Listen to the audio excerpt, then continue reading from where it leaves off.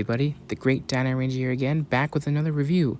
Today we're going to be taking a look at two figures, since they are both part of the same family. We're going to take a look at the Jurassic Dominion Rugops primus and the Extreme Damage Quilmesaurus. So I decided to review both of these together since they're both part of the abelisaur family, same family as the Carnotaurus, and I'm really excited to have two small species of that family in this size range, and I'm super excited to have a Rugops Jurassic Park toy. So look at the packaging. It's the same Extreme Damage and Jurassic Dominion packaging we'll be taking a look at, both front and back. You can see the different figures that it comes with and the action feature of the Quilmesaurus. So it's pretty much the same that we've been taking a look at. Nothing different about it. So that's just a brief look I wanted to cover. Let's go ahead and take these two figures out. Alrighty, so here we have both figures out of the box, and as you can see, I am finally outside on my usual review table that at least I've been on all throughout last year. It's a pretty warm day today, especially for it being winter, but yeah, it's really nice to finally be able to get a review done outside. It's gonna be really nice. But anyways, these two figures look really nice. I'm really digging the design on both of these. They just look better outside in my opinion, and I definitely want to go over their designs because that's something I really want to touch base upon, because Mattel likes to add all these crazy unique designs to a lot of their dinosaur species, even if they belong in the same family. So we're actually going to start with Rugops first. So we'll just move Quilmesaurus out of here, and first things first, this Rugops does not stand very well in some positions or in some surfaces. Like, it can stand like you just saw before, it was standing, but yeah, the feet are definitely warped in two different like stages. Like one leg is higher and the other one's lower, so this could be a packaging thing or it could have been a factory thing. I'm not sure, but either way, I mean, I can pretty much display this thing on against another dinosaur. But here's the Rugops, and it looks really nice. Rugops is a favorite abelisaur of mine, I guess only because of the description of its skull, having it have speculative, I guess, fleshy, keratinous coverings all over its face, which could have been brightly colored when flushed with blood to give it like a display feature, I guess, to rival other species or to attract a mate. So that's really cool. They didn't really add any color to the face on this one, but there is plenty of other to talk about with this figure. So taking a look at the sculpt here, you got your pretty much classic abelisaur head sculpt right here. The shape of the skull looks very abelisaur-like, and it actually looks slightly similar to the actual Rugops skull. Not 100% accurate, but I think it looks pretty good for the way it is. You can definitely see all the nice scale detail all over it, especially with the sun hitting against it and leaving shadows. Really nice sculpt work all the way through, especially here towards the lip area. The teeth are nicely sculpted. They're a little too round in my opinion. Could have been a lot more skinnier or thinner. But I mean, it's not terrible. Just that I probably would have preferred them to be a lot more thinner. And here at the bottom jaw, you got some more nice scale work here. On the inside of the mouth, you get some nice slight texturing here and there on the tongue. Not too much, but you can definitely see the teeth are nicely sculpted as well. Here at the bottom, got more scales, and we get some nice feather texture going on here. That is probably the unique part about this abelisaur, is because of its feather coating. Here at the front of the nose, you just get some more nice scaled work. Same goes with the other side. So very nice sculpt work. And then up here on the top, I can't tell. I mean, you got scales here on the top, but on top of where the nose would be, like this little ridge right here, I can't tell if that's supposed to be feathers or that's supposed to be like spikes, part of the keratinous covering that Rugops could have had. So I'm not entirely sure.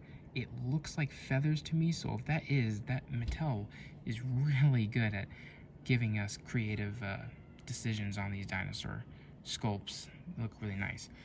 All throughout the neck, you got a nice little lion's mane sort of feathers going around here, because it's literally all around the neck except for this portion, which is all scaly skin, but the texture is really nice, and again, it really reminds me of that of a lion, which is pretty cool considering Rugops actually did live in Africa during the Cretaceous period, so not sure if that's a coincidence or not, but I don't know, I thought that was pretty cool. Moving on to the body. The body is pretty much covered in all this feathered sculpt work right here, which looks really nice. And then you got some more scale work all throughout at least the underside of the body here. So it looks really nice. Nice texturing.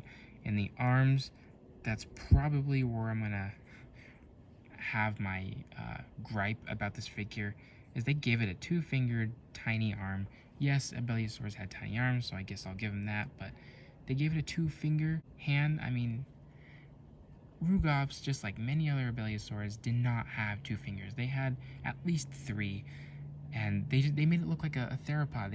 I mean, yes, it is a theropod, but in other words, they made it look like a tyrannosaur, which is not right, not accurate to Rugops or any other abelisaur. And that's why I got confused when I saw the first reveal of this dinosaur. I thought it'd be like a Nanuqsaurus because of the whiter snow environment like coloration, and with the 2 fingers, I thought this would be like another tyrannosaur, but it's not. So that's my only gripe about this figure, is that they gave it a 2-finger hand instead of like a 3, or making it extremely stubby like that of the Carnotaurus or the Majungasaurus and all that. But you get some nice, feather coating on the end there, and some nice slight detail on the arms.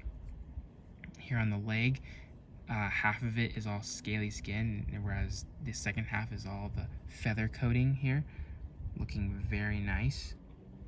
And here at the leg, you get a lot of nice scale detail, very bird-like. And the feet are nicely sculpted with the nice little scale ridges here. Definitely see the dew claws facing backwards. It's a pretty large dew claw in my opinion, but it looks nice. And you get a lot of nice, scale work all throughout. Looking very, very cool. And some nice texturing on the bottom of the feet and the Jurassic Park logo. Here on the tail, the rest of the tail is covered in like this feather coating pretty much throughout the rest of the body. You get more scale going on here, so like it stops with the feathering, goes to scales, and continues on with the feathering, so that's very interesting. The feathers end here at the tail and leave off with a scaly tail, and the scales kind of continue all the way down the underside of the dinosaur. So very nice, I guess, blend of feathers and scales on this one, but it looks really nice. Yeah, the sculpt looks really nice. The colors are really nice too. I've kind of a bland color, but it's very naturalistic, so I'm not gonna debunk Mattel for having a bland paint scheme. I mean, dinosaurs probably had bland color schemes in some areas, so, and besides, it makes it look a lot more realistic and natural. It looks like you can see it roaming around out in nature. The colors look very nice. You got the nice dark black color around the face and the top of the head. Then you don't see it again until like the back side of the dinosaur, and the rest is like this type of light minty green color. But it looks really nice. I love it. I'm loving this Rugops.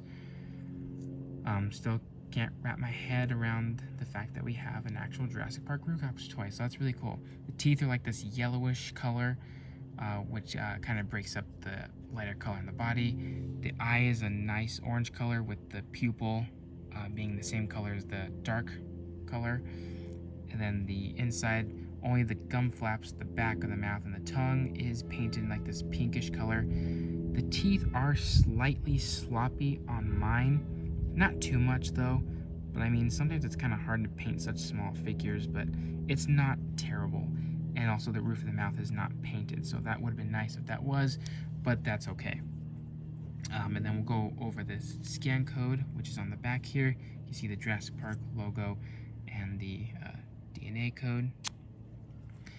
Articulation, you got a lot of articulation here. So you got a jaw that can open and close, really nice, and the head can go down about that far, and up that far. So good range of motion, and it can swivel. Kind of hard to get it all the way around, but it is doable. So nice little movements on the neck here. And then the arms can just go back and forth all the way. I like to keep mine to the side to kind of look like more of an abelisaur rather than a tyrannosaur. The legs can move pretty much full 360. So nice movement there. And then you got a tail articulation, which is not very useful at all, but it's nice to have. And that's basically it for articulation. So really nice Rugops figure overall. Yeah, but the only gripes is just the 2 fingers and I guess the stance, or the way they just can't stand in some ways. Next up, we'll take a look at the Quilmesaurus, which is another abelisaur. And this one's very more abelisaur-like than the Rugops, I would say, especially with the osteoderms, scutes going along from the back of the neck all throughout to the tip of the tail. So very nice. It's a very nice abelisaur shape or silhouette, so that's really cool. And I was not familiar with this dinosaur until Mattel released a toy of it, so I'm getting knowledge of new dinosaurs every single time Mattel brings in a new species. And there's not many fossils found in this dinosaur, so I guess that's probably why, you know, it's one of those dinosaurs where people just name a new species based off of a leg bone that they find. But, you know, that's the way science and paleontology works. So taking a look at the head here, very nice detailed sculpt in the head, very abelisaur-like, all the larger scutes and the wrinkles in the face, so it looks really nice. Really well done, Mattel. And then the bottom jaw has nice scale details, so Mattel's really going all out with the sculpt here. The teeth are nicely sculpted, probably slightly better than the Rugops, but looks really nice, and the tongue is nicely sculpted, excuse me. Same with the gum flaps here. But yeah, very nice sculpt on this abelisaur. And then here towards the back, you got some nice wrinkles on the neck here. Nice skin folds and muscle texture, and some nice scutes that literally go all throughout the body. So take a good look at all those scutes. Mattel did really good in the sculpt work for this dinosaur. Like, look at all that detail in the scutes. So you can just tell by looking at it, this is definitely an abelisaur, so it looks really nice. And then towards the body, you know, it's your normal dinosaur body. It's covered in nice scale work and some smoother line texture on the bottom there for the underbelly, and you got the nice scutes up top, which have like a nice rough texture look to it. Kind of looks like the back of crocodilians, which looks really nice. And you got the scratch marks sculpted in here for the action feature. And then the arms looking much better than the Rugops. This is how the arms of an abelisaur should look like. Even though it wasn't necessarily 4 fingers, at least they give it more than 2 to make it look not like a tyrannosaur, but very tiny, you know, which is pretty appropriate for these types of dinosaurs. And yeah, it looks really nice. You can see even the scale work inside the skin part on the inside of the claw marks.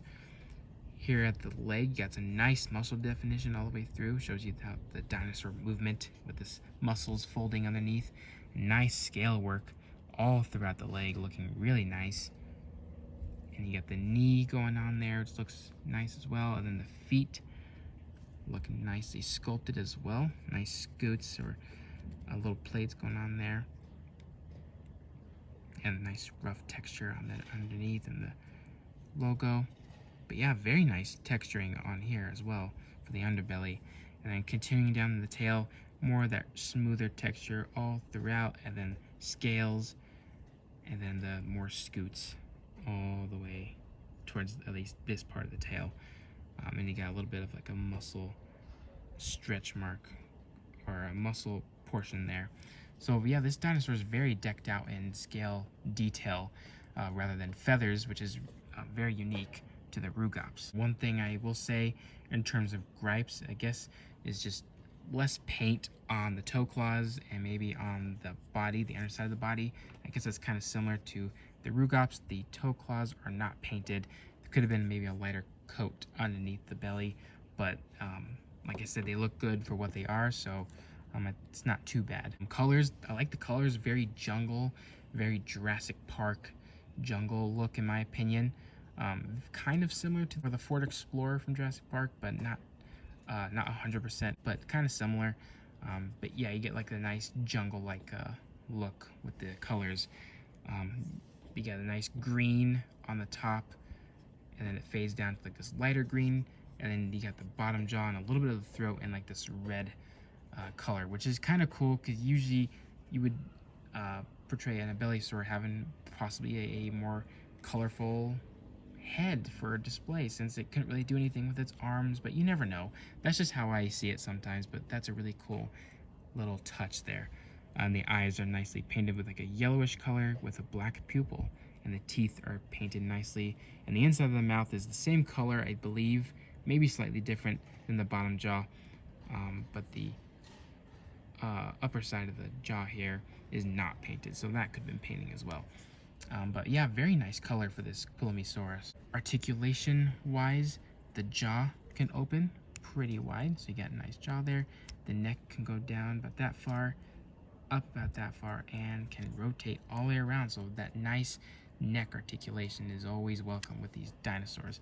The arms here can move forward about that far and back about that far, and like most of these extreme damage dinosaurs or those savage strikes, they have that extra articulation in the arms that can make them move up, so you get that nice look right there to the Quilmesaurus. It's kind of similar to the Carnotaurus arm display from Prehistoric Planet, I believe is what it's called. And then the legs here are very stiff, but they can move 360, but again, they're very stiff, so you don't want to mess with them too much. I think it stands very well in the position it's in. And then we got a little bit of a tail articulation as well. And you got the scan code in the back here. So there's that. And for the action feature, it's the same extreme damage feature we've been getting for a while now. You got a button right here that changes the skin color to a blood color. If you guys can even see that. Hopefully you can. There you go. So really cool. I like this little feature on these dinosaurs. But yeah, the Quilmesaurus and the Rugops are really nice figures. And let's go ahead and take care of comparisons. Alright, so here we have the Quilmesaurus and Rugops compared with every single abelisaur that Mattel has given us so far, plus an Owen figure to show scale with these two, and I guess along with the other family members. So we got the biggest one, and probably the most famous out of all of these, especially since it's been in a movie a couple times. We got the Carnotaurus, and then we got the Rajasaurus, the Scorpiovenator, the Majungasaurus, and then obviously the Quilmesaurus and the Rugops. So very nice collection of abelisaurs here. Nice variety of colors and a very unique variety of different names for a lot of these interesting looking dinosaurs. But yeah, they all look really cool with each other. Yeah, they just look super cool. And I love how Mattel likes to keep on building their families of dinosaurs, you know, ranging from abelisaurs and spinosaurs. They're really good at that. One thing I want to go over too is the fact that Mattel's Rugops is the only one covered in feathers, the only abelisaur covered in feathers. None of these have feathers. But like I said, Mattel likes to give us different sculpt works for all these dinosaurs. You know, this Rugops lacks the the scoots that a normal abelisaur has, like the Quilmesaurus, Majungasaurus, and the Rajasaurus and Carnotaurus, and instead has feathers instead, so it really stands out amongst all these different dinosaurs.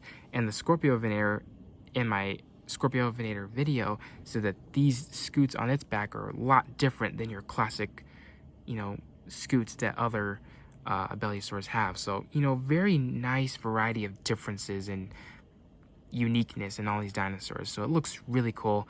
And Mattel, please keep up the good work with all these abelisaurs. They look really awesome.